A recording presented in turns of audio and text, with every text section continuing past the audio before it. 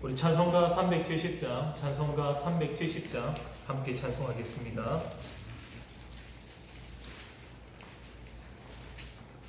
주 안에 있는 나에게 딱 근심이 있으랴 십자가 밑에 나아가 내 짐을 풀었네.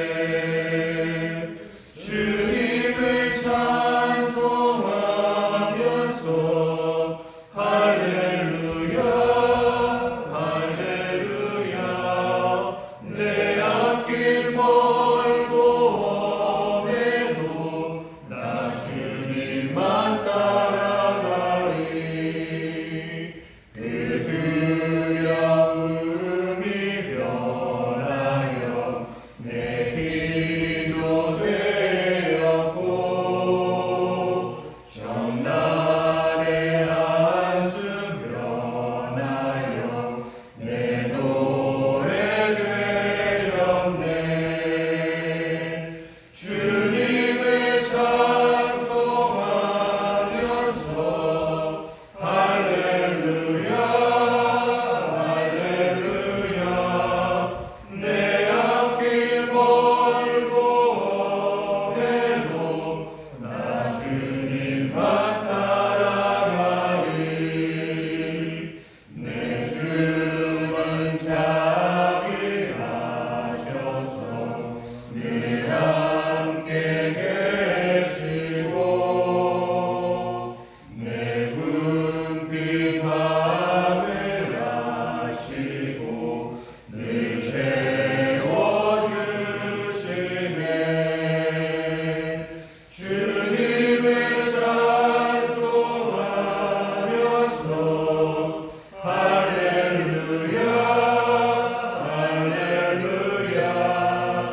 내 앞길 멀고 험해도 나 주님만 따라가리.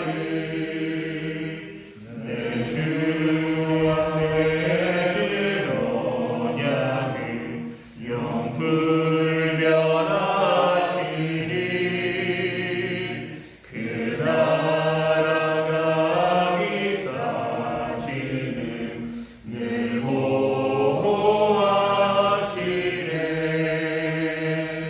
주님을 찬송하면서 할렐루야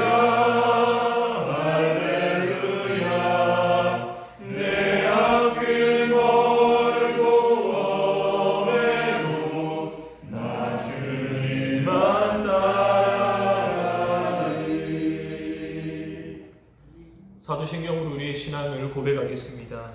전능하사 천지를 만드신 하나님 아버지를 내가 믿사오며 그 외아들 우리 주 예수 그리스도를 믿사오니 이는 성령으로 잉태하사 동정녀 마리아에게 나시고 본디오 빌라도에게 고난을 받으사 십자가에 못 박혀 죽으시고 장사한 지 사흘 만에 죽은 자 가운데서 다시 살아나시며 하늘에 오르사 전능하신 하나님 편에 앉아 계시다가 저리로서 산자와 죽은 자를 심판하시며 성령을 믿사오며 거룩한 공예와 성도가 서로 교통하는 것과 죄를 사하여 주시는 것과 몸이 다시 사는 것과 영원히 사는 것을 믿사옵나이다. 아멘. 찬송가 438장 찬송하겠습니다. 내 영혼이 종입어 중한 죄짐 벗고 보니 슬픈 마음 이 세상도 천국으로 화도다. 할렐루야 찬양하세. 내 모든 죄 사함받고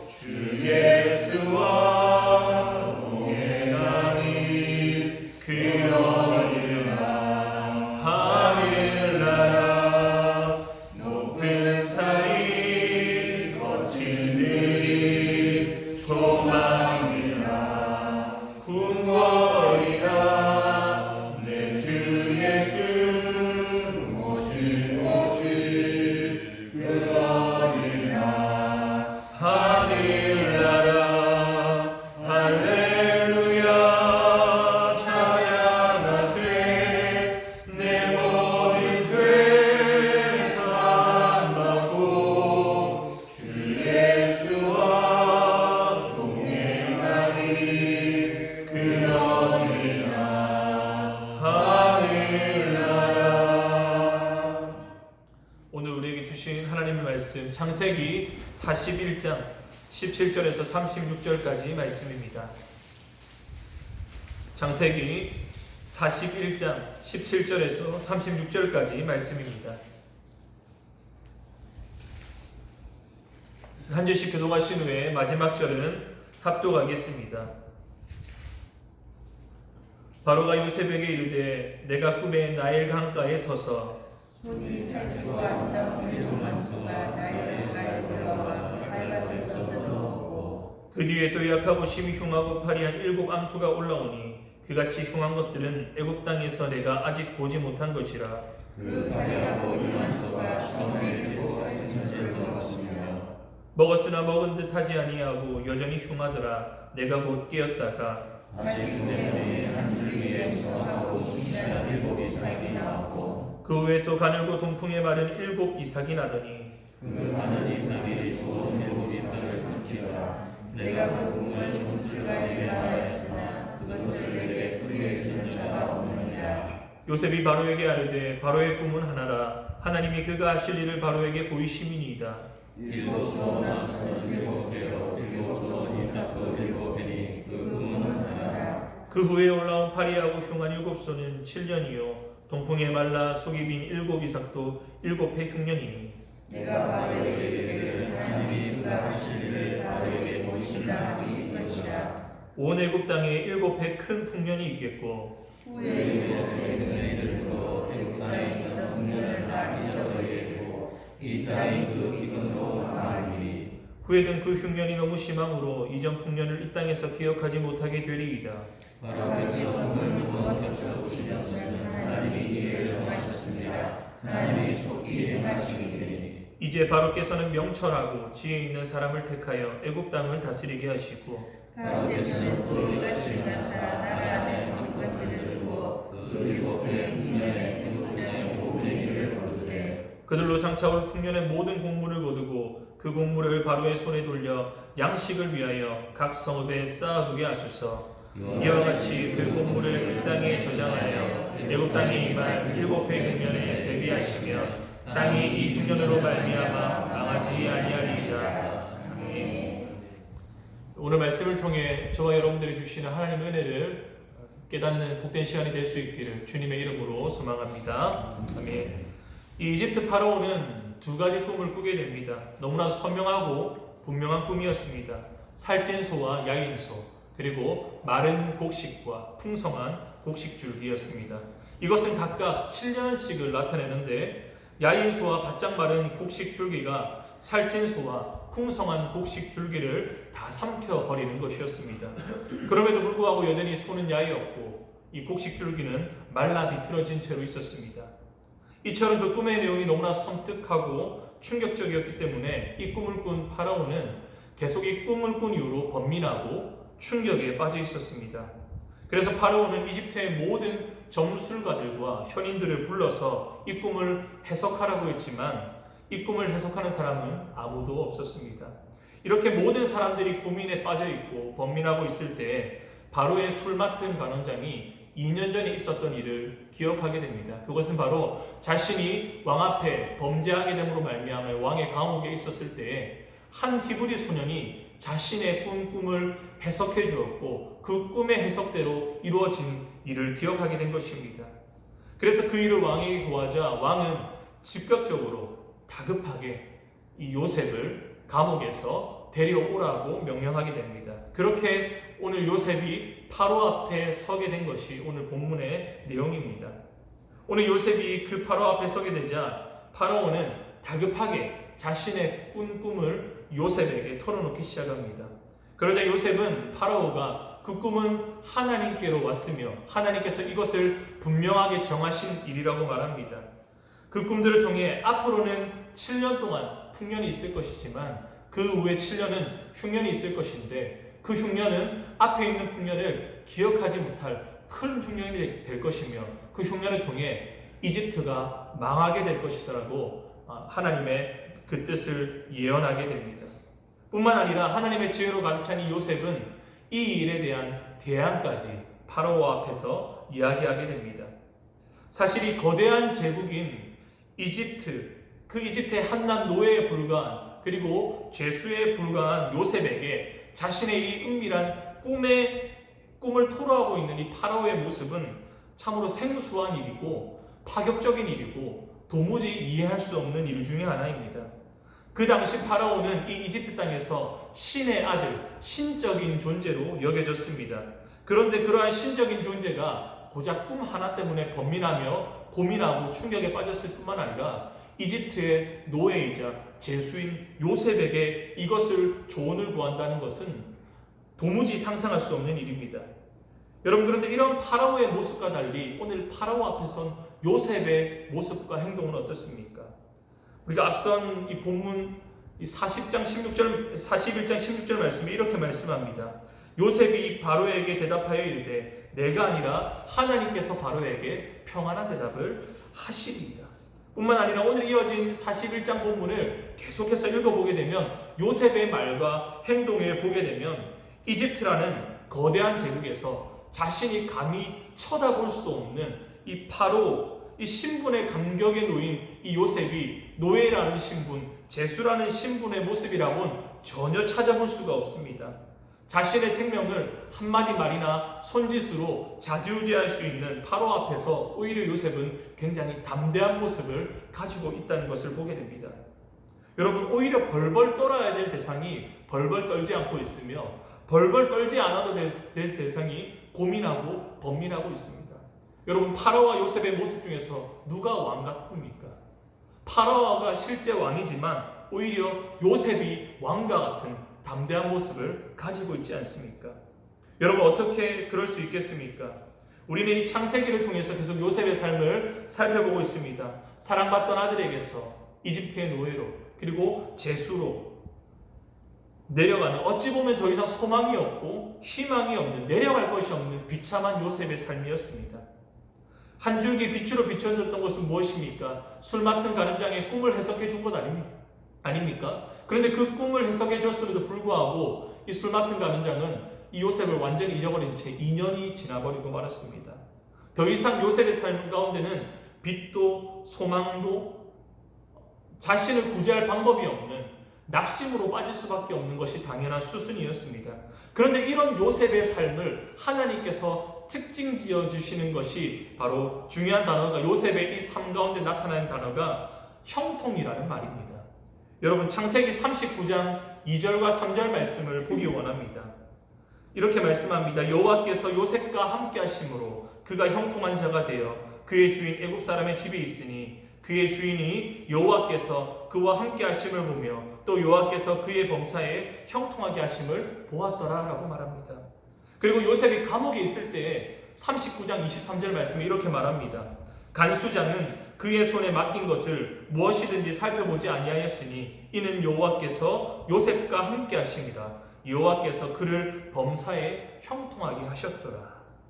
여러분, 하나님께서 이렇게 소망 없어 보이는 요셉의 삶을 무엇이라고 평가하고 말합니까? 형통이라고 말씀합니다. 요셉의 상황과 형편에 관계없이 하나님께서는 요셉이 어디로 가든지 요셉이 무엇을 하든지 함께 하셨습니다. 요셉이 기대할 수 있는 모든 여지가 아무것도 없는 상황과 형편이었지만 그럼에도 불구하고 하나님께서는 요셉과 함께 하셨습니다. 비록 지금 내 상황과 형편이 형통해 보이지 않지만 형통의 기준이 하나님께 있음을 요셉은 이 노예의 시간, 제수의 시간, 그리고 이 2년 동안 술 맡은 가늠장이 자신을 잊어버린 이 모든 시간들을 통해서 깨닫게 되었다는 것입니다. 여러분, 이것이 바로 하나님을 향한 요셉의 믿음이었습니다. 여러분, 지금 아직 고작 요셉은 30살밖에 되지 않습니다. 17살의 어린 나이에 잡혀서 13년간 어려운 시간을 보내게 되었습니다. 그의 젊음을 낭비하게 되었습니다. 어찌 보면 형들에게서 버림받은 상처, 억울한 누명으로 제수 생활로 인해 받았던 이 말할 수 없는 아픔과 상처들을 고스란히 가질 수밖에 없었던 것이 요셉의 일생이었습니다. 그런데 이런 고통과 어려움과 상처의 시간들 속에서도 자신과 함께 하시는 하나님의 형통을 몸소 누린 요셉은 환경과 상황, 상처와 아픔에 그저 낙심하거나 주저하지 않았던 것입니다. 형들에게 버림받아 노예로 잡혀갔을 때에도, 누명을 썼을 때에도, 관원장이 자신을 잊어버렸을 그 2년의 시간 가운데서도 요셉은 이것을 잊지 않았습니다. 하나님이 나를 결코 잊어버리지 않으신다. 하나님이 나를 기억하신다. 하나님이 나와 함께 하신다는 것입니다. 이런 분명한 믿음을 가지고 있었습니다. 하나님을 향한 이 분명한 믿음, 이 하나님께서 자신과 함께 하시는 것을 믿는 것이야말로 자신의 상황과 상처와 아픔을 뛰어넘는 참된 형통임을 요셉은 알았습니다. 여러분, 오늘 본문으로 돌아가 다시 파라오와 바로 앞에서 이 요셉의 모습을 보십시오. 모든 것을 다 가진 것 같아도 꿈 하나에 벌벌 떨고 있는, 꿈에 매여서 꿈의 노예가 되어 있는 이 파라오, 그리고 모든 것이 없어 보일지라도 하나님으로 인해 파라오 앞에서도 담대할 수 있는 요셉. 여러분, 파라오와 요셉의 차이가 분명해 보이지 않으십니까? 이 두 사람의 차이가 과연 어디에 있습니까? 사랑하는 성도 여러분, 오늘 이 말씀을 정리하도록 하겠습니다. 우리의 진정한 형통이 바로 어디에 달려 있습니까? 바로 하나님께 달려있는 줄 믿을 수 있기를 주님의 이름으로 소망합니다. 여러분, 우리가 무엇을 하든 어디에 있든 우리가 풍부에 처하든 가난에 처하든지 형통은 하나님께서 우리와 함께 하시는 것입니다. 하나님께서 우리가 동행하시는 것입니다. 여러분, 이것을 굳게 믿고 우리의 고통과 어려움과 상처와 아픔까지도 주님께 넣어놓고 걸어가는 그것이야말로 하나님께서 우리에게 보여주시는 형통입니다. 보이는 길을 걷는 것이 아니라 보이지 않는 길을 주님과 함께 걸어가는 그것이 바로 형통이고, 그것이 바로 성도와 신자에게 주시는 하나님의 은혜의 걸음이자 은혜의 이 여정이라는 사실입니다. 여러분, 그렇게 하나님께 붙들리고 하나님께서 함께 하시는 형통의 인생은 세상 앞에서, 파라오 앞에서 세상보다, 파라오보다 크신 하나님을 보는 것입니다. 하나님의 형통을 아는 자는 그렇기 때문에 세상 앞에 노예로 잡혀 살지 않습니다. 세상에 붙들리지 않습니다. 세상의 평가에 사로잡히지 않습니다. 세상의 그 어떤 일 가운데 흔들리지 않습니다. 도리어 세상 앞에서 담대하게 설 수 있게 되고 자유로울 수 있게 되는 것입니다. 사랑하는 성도 여러분, 이런 하나님의 동행하심과 하나님의 형통의 은혜를 매일의 삶 가운데서 풍성히 누리는 저와 여러분들의 오늘 하루, 그리고 우리 대동교회가 될 수 있기를 주 예수님의 이름으로 축복합니다. 아멘. 기도하겠습니다. 하나님 아버지, 이 요셉의 삶을 통해서 이 세상을 살아가는 우리의 모습을 다시 한 번 더 반추해 봅니다. 하나님께서 우리와 함께 하시는 그것이야말로 고통과 아픔의 시간을 지나가지만 그럼에도 불구하고 하나님께서 동행해 주시는 것이 우리의 삶 가운데 하나님의 진정한 현통임을 다시금 깨닫기 원합니다. 그래서 오늘 우리가 걸어가는 이 하루의 삶 가운데서도 믿음으로 주님과 동행하며 세상에 사로잡히지 않으며 세상의 방식에 놓이게 되지 않으며 오직 하나님과 동행하는 우리 사랑하는 주님의 백성들, 우리 대동교회가 될 수 있도록 은혜 내려 주시옵소서. 감사드리며 이 모든 기도 우리 주 예수님의 이름으로 기도드립니다. 아멘. 하늘에 계신 우리 아버지여, 이름이 거룩히 여김을 받으시오며 나라의 임하옵시며 뜻이 하늘에서 이룬 것 같이 땅에서도 이루어지이다. 오늘날 우리에게 일용할 양식을 주옵시고 우리가 우리에게 죄 지은 자를 사하여 준 것 같이 우리의 죄를 사하여 주옵시고 우리를 시험에 들게 하지 마옵시고 다만 악에서 구하옵소서. 대개의 나라와 권세와 영광이 아버지께 영원히 있사옵나이다. 아멘. 우리 시간 합심해서 함께 기도하도록 하겠습니다. 우리 말씀 생각하시면서 어제 첫 번째로 기도하실 때 하나님의 형통을 누리는 우리 개인과 우리 교회가 되게 하여 주시옵소서. 그리고 이 코로나19를 넘어 회복의 역사, 부흥의 역사를 경험하게 하여 주시옵소서. 그리고 특별히 우리 세우신 우리 담임 목사님 통해서 우리 도전교회가 더욱더 든든하게 세워지게 하여 주시고 계획하고 꿈꾸는 모든 역사들이 하나님 안에서 놀랍게 이 하반기 가운데 이루어질 수 있도록 기도해 주시길 바랍니다. 그리고 복음과 진리를 가로막고 있는 세상의 모든 시도들을 주님께서 막아주시고 주님의 놀라운 진리의 역사, 복음의 역사가 이 땅 가운데 나타나게 해주시옵소서. 이러한 기도 제목들을 가지고 합심해서 기도하신 후에 우리 여러분들이 가지고 나온 기도 제목들로 함께 기도하도록 하겠습니다. 우리 시간 주 이름을 3번 부르짖고 통성으로 기도합니다.